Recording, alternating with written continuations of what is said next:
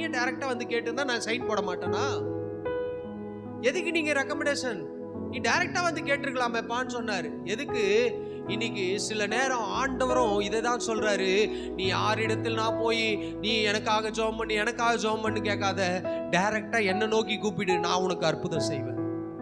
இதுதான் மற்றவர்களுக்கும் நம்முடைய ஆண்டவருக்கும் உள்ள வித்தியாசம். இன்னைக்கு அநேக மனிதர்கள் மற்றவர்களிடத்தில், மற்ற மனிதர்களிடத்தில், பெரிய பாஸ்டர் கிட்ட போயிட்டு, பெரிய அக்கா கிட்ட போயிட்டு, ஜெபம் பண்ற ஒரு ஆண்டி கிட்ட போயிட்டு, எனக்காக ஜெபம் பண்ணு எனக்காக ஜெபம் பண்ணு எனக்காக ஜெபம் பண்ணு இப்படிலாம் சொல்லிட்டு இருக்கிற உலகத்துல இருக்கும்போது ஆண்டவர் சொல்றாரு, நீ மற்றவனிடத்தில் போய் நிற்காத, என்னை நோக்கி கூப்பிடு, நான் உனக்கு டைரக்டா அற்புதம் செய்வேன். ஆண்டவர் அவர் இருதயம் அப்படிதான் இருக்கிறது. இன்னைக்கு ஆண்டவர் அந்த கூனியை அழைத்த உடனே அங்க மற்றவங்க இடத்தெல்லாம் கூப்பிட்டு அங்க வித்தெல்லாம் காமிக்கல. இன்னைக்கு ஒரு ஆள் பிசாசு பிடிச்சி ஆட்சின்னு வச்சுக்கலாம், இப்படி குதிக்குதுன்னா உடனே அது தலைய பிடிச்சி எங்க இருந்து வந்தாய்? இன்னைக்கு நான் பிசாசு உண்மை